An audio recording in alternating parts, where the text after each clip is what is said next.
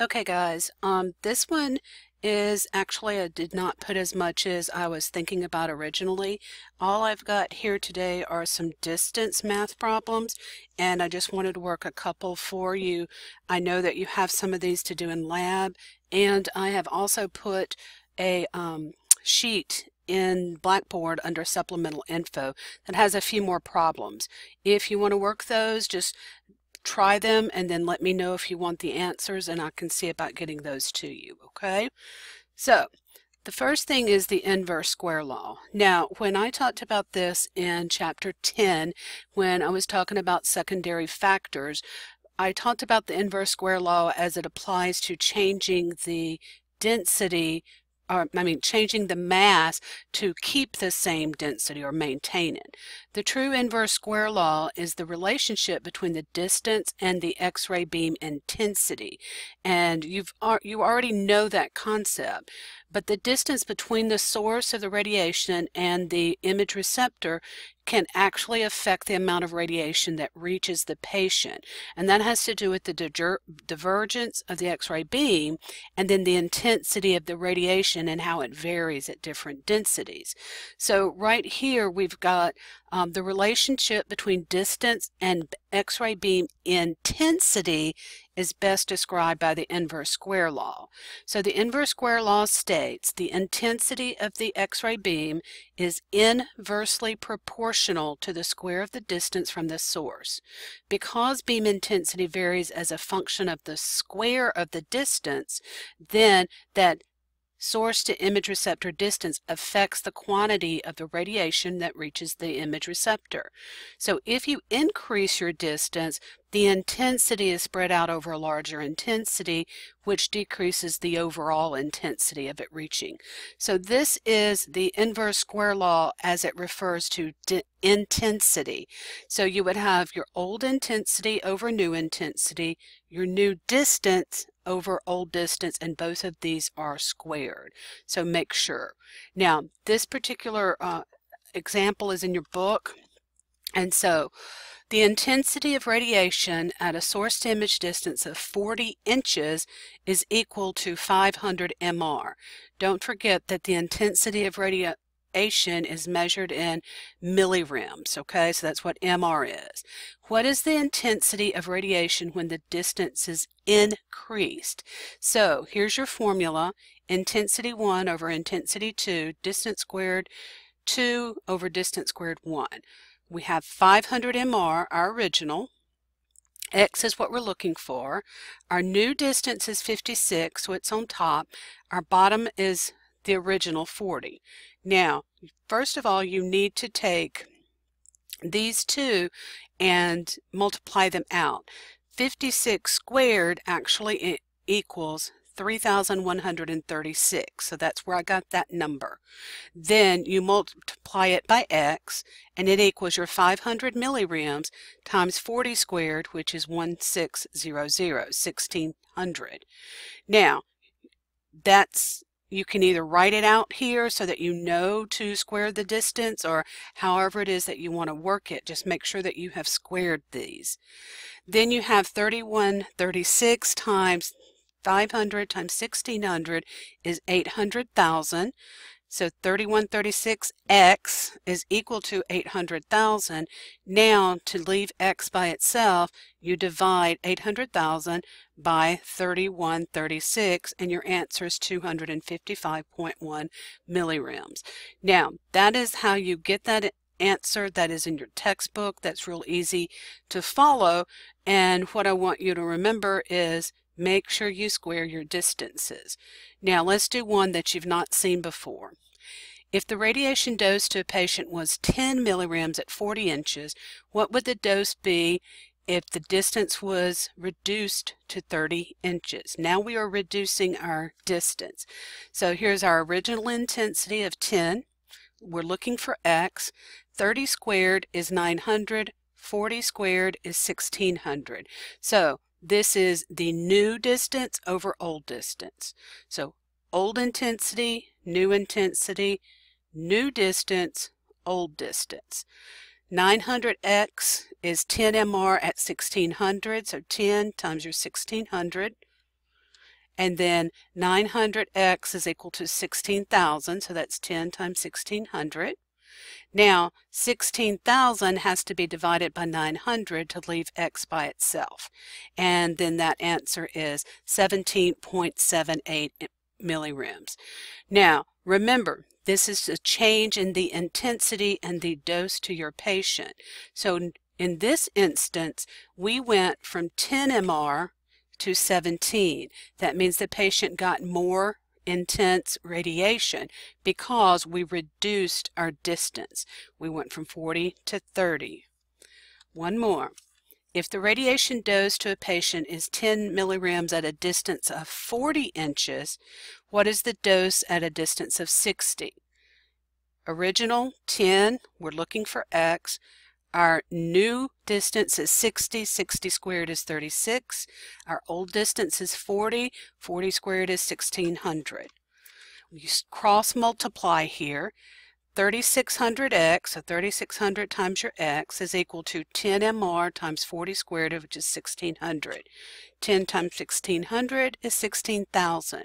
Now we divide by 3600 on both sides to leave x by itself, so we get 16,000 divided by 3600, and our answer is 4.4 MR.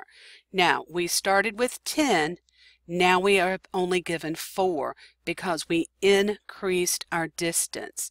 So this is the most important concept that you need to remember of the inverse square law, is that if you increase your distance, so here's our flashlight, we increase our distance, then we have decreased intensity. And this is a great example right here. This is at a shorter distance, and look how all the intensity is right in the middle, and that's increasing. If we increase our distance, then we decrease intensity. Therefore, if we decrease our density, then we increase intensity. So please make sure you know that that's what the inverse square law is, where you invert one of the distances versus your intensity. Now, what I talked about more so in Chapter 10 is the maintaining density with your mass changes. Because increasing the SID decreases intensity, you must change your mass accordingly to maintain the proper exposure, or to maintain density. When the distance is decreased, the beam intensity increases. Therefore, the mass must be decreased accordingly. Maintaining consistent radiation exposure when you change your distance requires your mass to be adjusted. And that's one of the key things that you want to know there, is that if you change your distance, you need to change your mass. You don't necessarily change your KVP. That comes into another whole problem there. Now, this is technically called the direct square law because mass varies directly with the square of the distance. So intensity is indirectly proportional. Mass is direct. So to maintain density, you use the direct square law. The reason this is direct, I'm putting, instead of old, original and new, original and new. Now, I want to just flip back here real quick.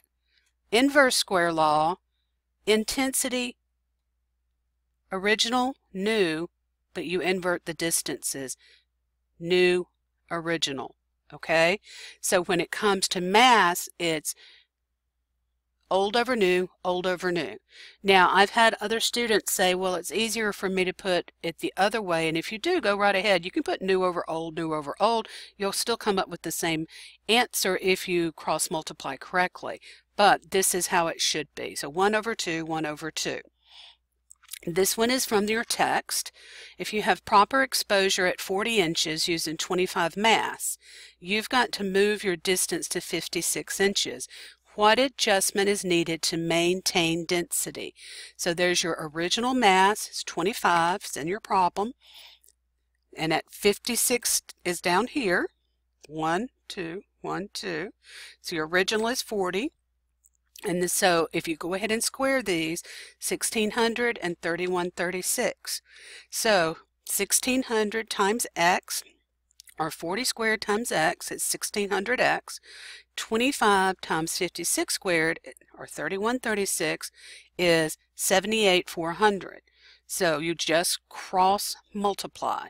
So here's your 1600x. Always put my x on the left side of your formula. It makes it easier to figure out. Now to get your x by itself, you go 78,400 divided by your 1600. Your answer is 49. So we had 40 inches. We went more to 56, so we had to go from 25 mass to 49 mass. Again, this one's from your book. Let's look at one totally new. If you use 10 mass with a radiograph at 40 inches, what mass is required at a distance of 60? Now, is it that much different from 40 to 56? No, but we have different mass. So, original mass is 10. We're looking for x. Our original distance was 40. We moved to 60. 1600 to 3600. 1600x is equal to 10 times 3600, or 10 or 36,000 is your answer. Divide both sides by 1600, so it cancels this one out. X is 36,000 divided by 1600, and your answer is 22.5. So again, this is from 40 to 60. You move further away, you have to have more mass, so you had to increase your mass. Now that's your best way, if you can keep in your head that intensity has to do with the amount of radiation, and it is it's indirectly proportional.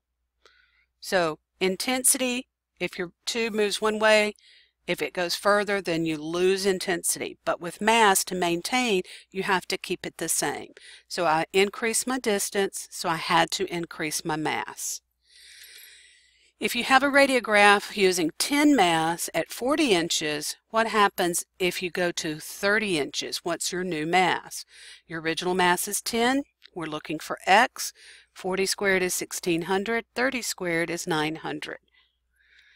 Cross multiply. 1600x is equal to 10 mass times 900, which is 9,000. After you've cross multiplied, then you divide both sides by 1600. X is 9,000 divided by 1600, and your new mass is 5.6. Now these are strictly math problems, but if you decrease your distance, you use less mass. If you want the full picture, remember that you have also now changed the spatial resolution of your image, so you only change these distances if it's absolutely necessary. And when would you actually change your distance? If you have a specific type of x-ray, or then you've gone to a trauma or a portable and you have to adjust. Here is that same image that you've had before. You increase your distance, you increase mass. Decrease distance, you decrease your mass. That is the direct square law, because your distance will always be squared. So the bottom line here is, remember, intensity changes inversely to your distance. Mass changes directly. So those are the only two types of problems I'm going to do for right now. Please take the time to look online and look at some of the math problems that I've given you. Okay? Thanks, guys.